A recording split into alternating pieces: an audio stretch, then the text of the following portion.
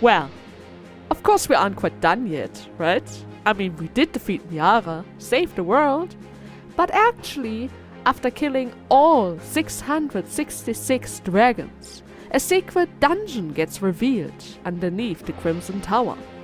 You might have noticed it during the ending. After all, I did put a little teaser in there. There's a shadow. There's a shadow that wasn't there before. And inside of this shadow is a window. The shadow in a shadow. That is the gateway in order to enter the secret realm. And what follows is absolute hell. Like really, absolute hell. A marathon against all kinds of dragons. Random encounters are replaced with Dragon X encounters that we had in the Crimson Tower. You know? And the foes around here. Oh, don't let me even start with the foes around here. They got buffed up even more than they were before. Not even Niara holds a candle against them. Actually, since they are that strong, I was kind of forced to make some changes to my party. Luke had to become the protector of the whole party. His only role is to protect every single round. And Riku, well, Riku swapped back to the back line, because I needed to guard her as well. And if she's in the front line, she dies way too quickly, even with her drain scale. And hey, I wanted to use the bow version for a while now. This is a good opportunity, right? The skills that the dragons are going to use in this fight stay pretty much the same to their actual encounter before. It's just that they became a lot stronger and tankier. Actually, it is that crazy that I have decided to go into every single foe encounter in top condition, just in case of a sudden growth spurt, you know? You don't really know when the enemy decides to get a few level ups and maybe attack even more than the floors below, right? And since my princess is able to pretty much create a recovery zone in any environment as long as there are random encounters, I didn't really have any issues with that. I just had to sit around, weaken the enemies as much as possible, and then just wait it out until my HP and MP are max again. Didn't really take that long. It just slowed down my progress by quite a lot. Especially since I need to do 20 floors like that. Oh god! Of course, there are also boss monsters around here. Let me introduce to you guys a new type of dragon. Untitled Dragon. It has the same ability as Niara, getting rid of all my buffs at once. Which is actually really bad, since I kind of really rely on my buffs around here. Not having a party-wide heal is going to make a few of those fights rather close. But hey, at least I know that he loves to use magic. It's that guy's just nice. Next up, we have a rematch against the Earthshaker, which is called Illusionary Peak. And this time around, he has access to all of his skills with full power, since we weren't really able to reach any of his body parts this time around. But don't worry, Luke is going to do a perfect job to keeping us alive. Except that one time it chose to go for counter. Double shot is going to be the death of me. Also, I'm not really sure if he had access to soul pressure in the other fight, but from what I noticed, it pretty much cuts my HP in half on my entire party. There's no real reason to heal against that, since he can literally push us all down again in one turn. All I can hope for is for Luke to stand his ground while Haru continues to whittle him down. And after 19 turns, he was finally defeated. My god, I'm getting haste flashbacks here. Oh no. Our next boss is Invisible, or also called Illusionary Bird. And ouch! What the? Well, that's bad. But then again, for those cases, we have Guardian, right? You might have helped us more than you thought, or... No, wait. Never mind. Okay, let's try this again. There we go. I just can't allow Luke to die. I see a pattern here. We really need to rely on Luke during all those fights. But seriously, while traveling through here, from all possible dragons, you got a skill upgrade? Dead end? Chance to instantly kill my whole party? Well, that seems fair. Guys, please, Stop spawning into my fights. I just need to defeat that one guy. Give me time to recover, okay? Oh man. Okay, after all of that, next comes Illusionary Pyre. Or what we rather prefer, Flame Eater. My god, who would have thought we would get a third round, my friend? And this time around, I'm actually kind of worried about this fight. I mean, his general attacks are still predictable, with the fire theme and all. And it doesn't really seem like he has any kinds of surprises for me, like the bird with the broken thunder attack. Wait, since when can you heal? But then again, it's only 300. Meh, I guess even he got a few new tricks up his sleeves? But it isn't really nearly enough to cause any issues. After 16 turn, he is also defeated. Next up is Eclipse. And at this point, the game actually gives you a healing and save point. Finally, a place I can rest around here. Now then, Eclipse, or rather, Illusionary Shadow. Is it just me, or are we taking on all the previous bosses in the backward order? I'm pretty sure our first encounter with Flame Eater was right after Eclipse. And after that, it was Earthshaker and Invisible. Interesting. Almost feels like a trip back for our memory lane. Anyways, I didn't really notice any changes in our Eclipse fight, except of the fact that he is suddenly extremely strong and that I have a hard time to guess his element attacks. Sleep isn't really that helpful either, but hey, after 11 turn, he is also down. Oh no no no no no no no no no no no no! A buffed version of the hand? Oh no, that can only mean one thing. Hey, Haze. Remember how we didn't really had a fight before during our first encounter? Well, I guess I can't wait around this time around, huh? Wait, Illusion 6?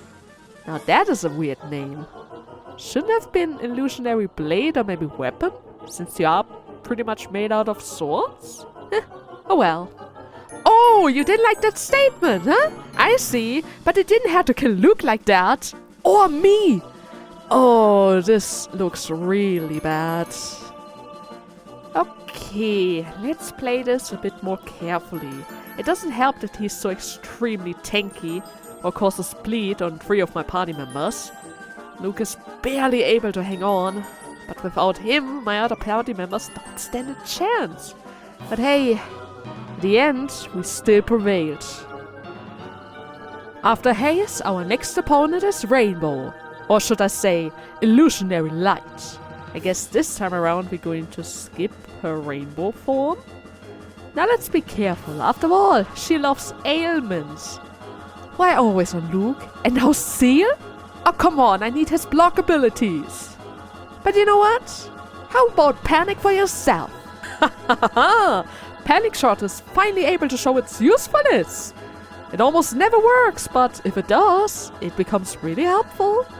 Well, that was easier in comparison to Mr. Blade. By the way, guys, did you ever wanted to play Pac-Man in 7 Dragon? No? Well, this floor is kind of based around that principle. Run from the dragons and grab the orbs. You need to grab all the orbs for a treasure. But beware, the more orbs you have, the more dragons get released. But hey, at least you can get a pretty good ring from this. So it's actually worth doing. Okay, no more sidetracks. Our next boss is Illusionary Craft, the thing that tried to destroy the goddess tower. And let me tell you, Rainbow was a little breeder boss. The actual nightmare was waiting for us, 1 floor above. Look at this. I can't block that. Mana Bullet doesn't have any elements, so I can't guard against that. Silent Wing will seal away all of my abilities. And don't get me even started on Wave Cannon. Boy, this boss has everything to stop us. After a few attempts, I realized that Wave Cannon is literally my biggest issue. Somehow I need to keep all of my guys alive, but it's always so damn close. At one point I even settled with letting Luke die for the greater cause. After 13 turns, it finally collapsed. I think if she had one more turn, she would have went for the 2nd round of Wave Cannon. Barely avoided that bullet there. Wait, what? Kazan? Oh no, don't tell me. Of course it's him! Illusionary Emperor, huh? The dragon that killed Doris? The very first dragon in his prime? Without any wounds from his previous encounters? That guy's a killer. Don't expect to survive any of his attacks. The fight is more likely a check to see if you have revive items or maybe skills to revive, which makes this whole situation even more ridiculous. Even Angel Cage and Fear isn't a reliable way to stop that guy. Imagine how strong Doris must have been to wound him that much that even after 3 years of recovery, beginner explorers were able to defeat that guy. Doris, I can kind of understand how your spirit was strong enough to beat Haze in the sword. But now, there shouldn't be much left. And as expected, Nyara also had to be around here. Are you ready for our second fight? Can't really have a final boss marathon without the main evil guy, right? Illusion free.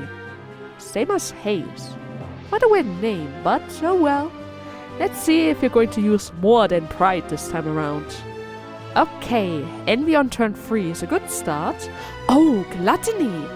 Seems like it's similar to Pride, only that it targets multiple enemies. Slot seems to be some kind of region skill that recovers his HP. But too bad, he wasn't really able to use all of his skills. Now it seems like there's still one floor left for us to explore. And one more healing point and save point. Yes, in this entire dungeon, you only get 2 recovery points. You better bring a princess or a medic down here.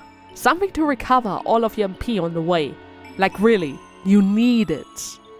Now then, let us see what hides behind the Emperor and even Nyara himself inside of this bewitching flower field. Your beloved mother welcomes you, children. Here in the shadows, I have spun the thread of sorrow in your world. I saw you fight with my little Nyara. It's delightful that even my youngest children now pretend they are gods. Beloved, despised, ugly, beautiful children, come and play. Show your mother how you've grown. And there she is, the root cause of all the flowers, mother of Nyara and us, laying in waiting, enjoying the show with her 2 guardians. But there's one thing she never considered. What would happen if her children outgrew even herself? Take it away, Haru! Show her the power that you weren't allowed to use so far! Yes, Apocalypse, the one skill that you can only get near Takehaya. This skill that took me a long time to get. This is the moment when it's going to turn the final boss into an absolute joke. Seal blocks any type of skills. Haru literally turned the 3 final bosses into sitting ducks. And they can't do anything about it. Sorry, Broodmother, it's nothing personal, but I really need to give those guys a chance to show everything they have. Especially in the final fight of this game. Here you are, lost. You're too cute, my spoiled little darlings. I just want to eat you up. I will return to this world with my true body soon. Aren't you looking forward to it? Well, that depends. Are you going to bring along another music track that I absolutely love, like Bewitching Flowers? If yes, come back as many times as you want. And with that, we have reached the second sets of credits. New pictures for all the characters in the real world. I hope you guys enjoyed this journey, even if it wasn't one of my classic LPs.